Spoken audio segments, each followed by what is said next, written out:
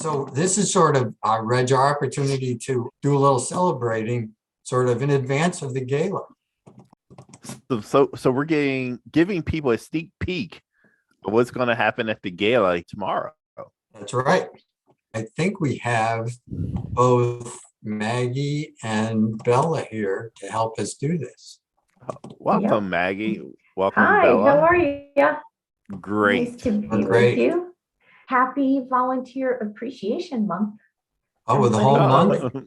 Oh, The whole month. There's a special week just for volunteers later in the month. Yeah. Oh.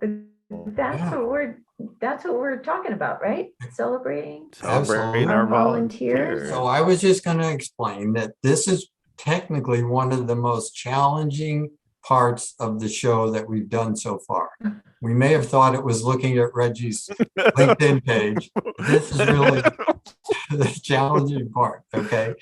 Now, what we're going to do, Reg, is Maggie and Bella are going to tell us what the awards are that are going to be given out at the gala. And then we have a guest that goes with each of those awards. And so that person is going to help explain to us why that volunteer got the award and why they're so important to their program. Well, I'm glad this wasn't up to you and I managing this back, because I can see it. We've got it all. Already getting messed up. This We're all is ready. like no pressure, but Amy's in the background, see if we can make this happen. We haven't tried this before, so this is a first time. So with that, Maggie, how about if we start with one of the awards? Yeah, sure. I just want to take 1 second to say thank you to all of our colleagues who nominated volunteers for these special honors. I think it shows that you have great creativity and open-mindedness to engage volunteers to really expand and enhance what you're able to do with clients. So thank you very much. We had a record number of nominations this year, thanks to a much simplified process that Bella came up with. So thank you all very much. So from all the nominations that we received, we got the department directors and they selected the volunteers to receive the designation Department Volunteer of the Year, right? And on top of those, the executive team chose 3 volunteers for agency recognition.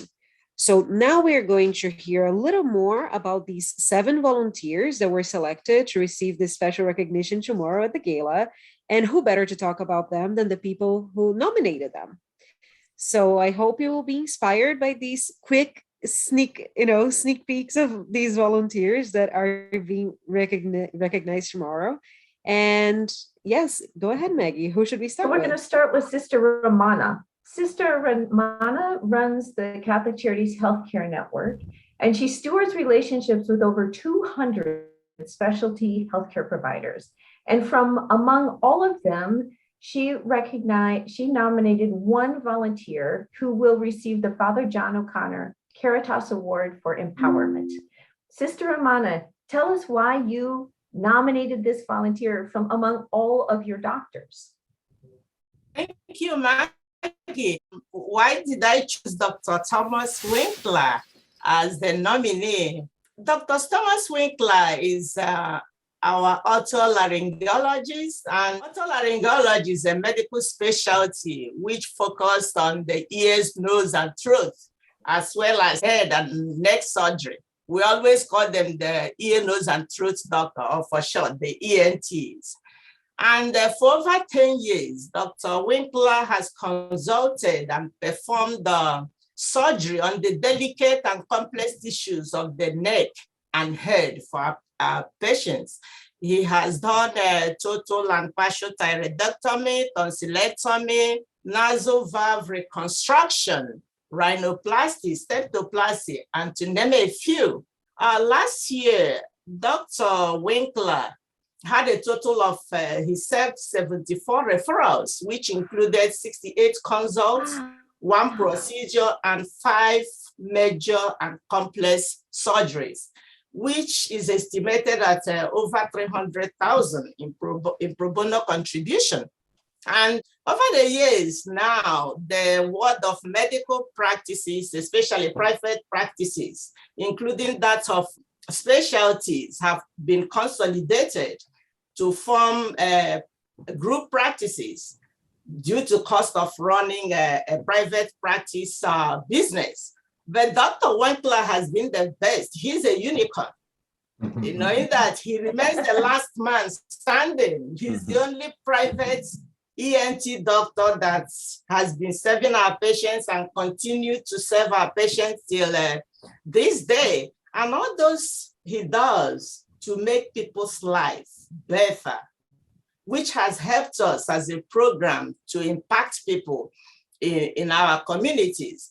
During the heightened pandemic season, when offices were closed, he was there serving our patients on as need basis, especially those who need whose cases are urgent.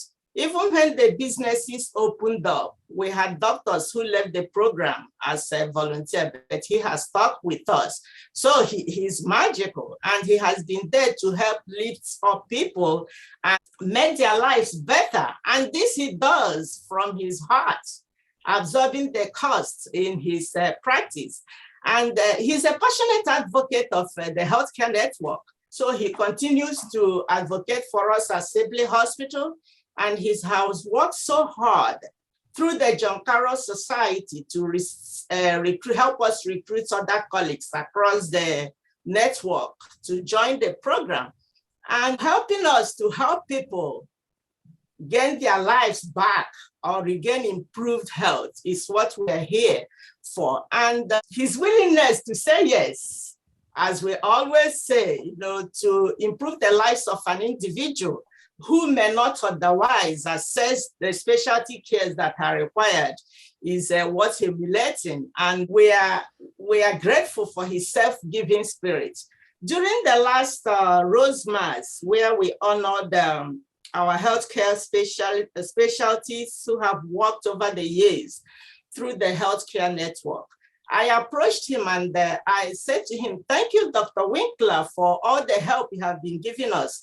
And he said in his own word, I'm going to quote what he said. He said, "Sister, it is a privilege to help, and it is my own spiritual journey," which indeed, what he does and what we do is a spiritual journey, because when we are present for the underserved, the poor, is a spiritual experience, which I come to think about what he said, and which becomes a point of meditation for me, that, serving those who wouldn't have otherwise have this access, we encounter Jesus through them.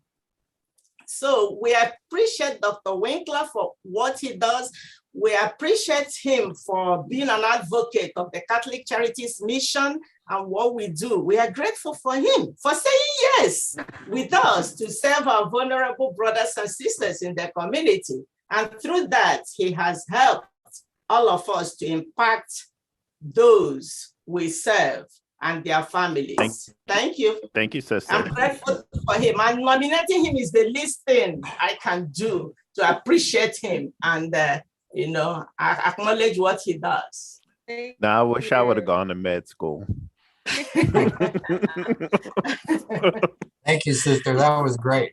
Our second nominator is Kimani Superville. So she's the manager of special events of Catholic Charities.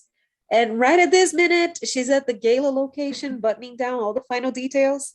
So today here with us to talk about the volunteer who will be receiving the Monsignor Baroni Caritas Award for Advocacy is Beth Gorman, our Chief Development Officer. Beth, would you please share a little bit more? Sure. About this? I mean, that is a tough act to follow. So I'm going to keep my comments short and sweet because I can't, and I'm going to short, sweet, and impactful. That's what I'm going to go for, because Sister Ramona, that was amazing. It's wonderful to hear all that Dr. Winkler has done. But we are so thrilled, and Kimani is hard at work. Yes. So I'm thrilled to be able to step in to really share a little bit more about these incredible volunteers that we have, the McMurtrie family, which I hope many of you have known, had a chance to meet over time. They have been a fixture at Catholic Charities since 1994, the year I was born. Right? And kidding. And in 2012, Father John and Sandy discussed a plan they wanted to call St. Maria's Meals, named after one of four children, with the vision being really to provide nutritious meals to individuals and families who are experiencing food insecurity in DC and Montgomery County and PG County. And it's really, as you all know, probably many of you have been down here on a Wednesday night outside Higgins Center and have engaged with many of our community experiencing homelessness or food insecurity. And it's been going on for quite some time and every Wednesday, and then certainly we're out this is in Montgomery County and PG County. But I think what's so visionary in this program is it also opens up an invitation for other volunteers to put their toe in the water and to learn about Catholic Charities and then to see how they can engage even more in the great work that we do and eventually become Dr. Winkler for us. So whatever role that may look like. And so it's also the other great thing about it is it's really providing these individuals that then there's an opportunity to connect with, to really find a way out of crisis to stability. And that's so much of what we do. So if you came down here on Wednesday night, you see the McMurtries. They're not just, they're saying we're doing this, but they're going up engaging with so many of them week after week. And many of them know each other by name, which is really fantastic. And that respect and dignity, I think that's what the McMurtries are all about, providing dignity and respect. So, and lastly, what I'll say, although these awards or these honors, I should say, it's not really an award, it's really honoring someone, are not about, it's really about talent and your time and your passion. But what I will say is they're going above and beyond. And this weekend, you will see them when you join our virtual gala, that they are chairing our gala. So you will get to see them front and center. They're just, again, continue to spread the great word about Catholic Charities and bring in more people into our great work.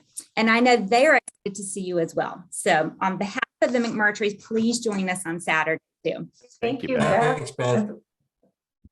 Now we're going to hear from Denise Capassi, who's going to tell us about the volunteer that we nominated for the Catholic Charities USA Volunteer of the Year. So Sister Bernadette, many of you know from her long career here at Catholic Charities. She retired from Catholic Charities 5 years ago, but continued her professional work as a clinical social worker by volunteering for Children's Services in ACCS. She became the professional partner to Lavania Dofat-Avent, our Director of Children's Services, and has worked side by side with her. And as Lavania likes to say, Sister Bernadette is her ride or die. Sister Bernadette's our primary support for the Youth Care Coordination Program, where we work with kids exiting behavioral health hospitalization. And this program is run entirely by volunteers, which is pretty amazing. Sister Bernadette also acts as the clinical supervisor for students who are training to become social workers and are placed with us through graduate placements around Washington, DC. She volunteers no less than 20 hours a week, and her students absolutely love her. When our world went online 2 years ago, we reinvented our graduate placement program and how students would experience field placement, which included role plays, weekly boot camp, and Sister Bernadette became part of everyone's world in one of the many characters she portrayed, whether it was Bernie, an out-of-control teenager, or a fairly depressed housewife. She took on all the roles, challenged students to learn, and continues to remind students of the basics of good social work practice, all while enhancing the lives of the clients that they serve. So for these reasons, Sister Bernadette is our nominee for the Catholic Charities USA Volunteer of the Year Award. Yay. Good. Thank you, Denise. Thanks, Denise. Remember a year ago, I think it's hard for us to picture, but vaccines were becoming available for everybody. And the competition for appointments was really complicated. It was hard to get appointments for some of the DDS clients. And well, some people rose to the occasion, and Sequoia is here to talk a little bit more about the volunteers she nominated. Yes, good afternoon. So the nomination DDS put forth is Mr. Bruce and his team. We like to call them the SHOT team. They literally coordinated with each of us in our various programs to ensure that our people, as you can imagine, who have some significant challenges at times navigating through online processes or even setting up additional appointments after they have their first appointment. This team really spearheaded getting probably almost 22 staff in our people we support shots, vaccine shots in their follow-up shot appointment, which is, it may sound very small to some, but for our people with disabilities, this is huge. We found that they were able to not only just get the shots for them, but at times they were also providing resources for us to educate, for them to understand the importance of why they needed to get vaccinated. So we are very, very happy to nominate Mr. Bruce and his team. He's made a very significant impact on a population that was really struggling to get the vaccine. So thank you. Next, we're going to hear from Arlande Wantamo, who is the Deputy Director of the EEE Department. We all know her also as Chair of the DEI Committee. And Arlande is standing in for Semi, who made a nomination, who's risen to the top in the EEE as their Volunteer of the Year. So can you tell us about Sister Mary? Sure. Hi, everyone. So for EEE, we are nominating Sister Mary Doyle. So Sister Mary is a licensed social worker in our human trafficking program. She comes to us from the Daughters of Charity. And initially, as I was talking to Sister, because she was in the program well before me, she said, well, I was volunteering about in August 2008, and in October, they reached out to me to see if I could fill in the gap where someone was leaving on maternity leave. So I came on, and here we are 5 years later. She works as a licensed social worker in our department, full-time, very dedicated. And so she hasn't left since then. Also, a huge component to what Sister has brought to us is through the Daughters of Charity. They have a program that funds our TVAP program, Missions and Ministry Initiative. And we have received over $250,000 from MMI, because she's with us and the advocacy she does and the good work that the TVAP program does. So we're really so fortunate to have Sister. But I think for me, one of her biggest skills, is her networking skills. She's always out in the community and always comes back with an idea. I think, I've done a lot of work in social services, and I think social service administration, benefits department are some of the hardest departments to work with, but not for Sister. She's like, they're all so helpful. I'm like, only Sister can say they're so hard. But because of her unique, really talent, she's able to really work with them, and her clients are really able to benefit from receiving services that often seem very hard to receive.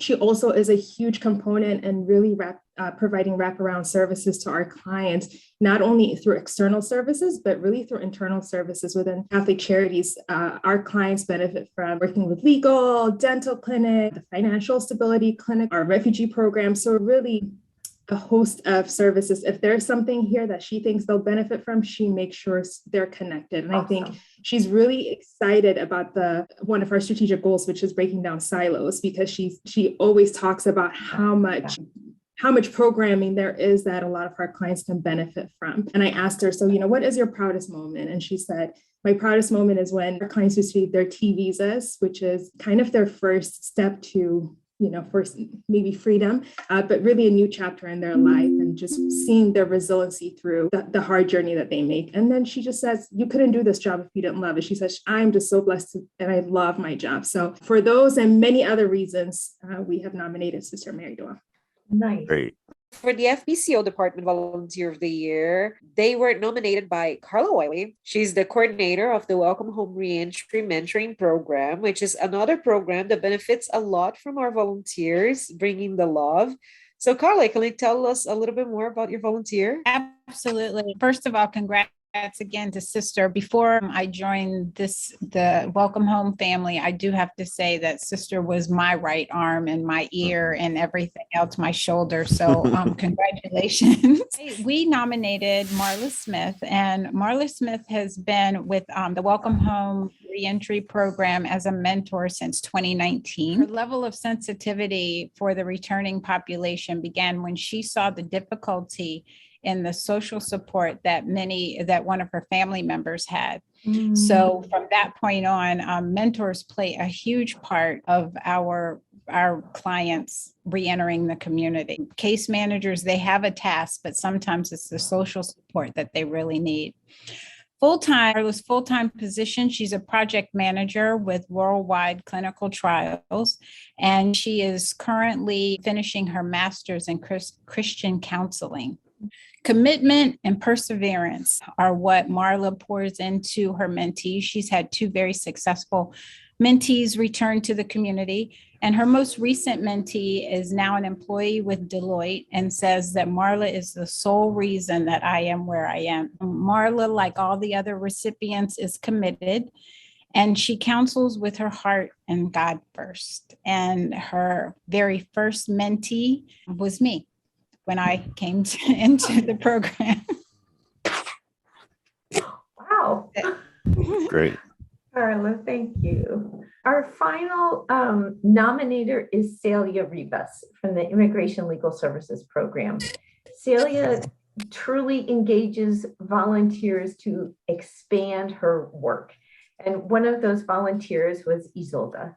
So Celia, can you just give us a minute about why you think Celia should have been nominated, why you nominated her for this recognition, which is the Newcomer Network Volunteer of the Year?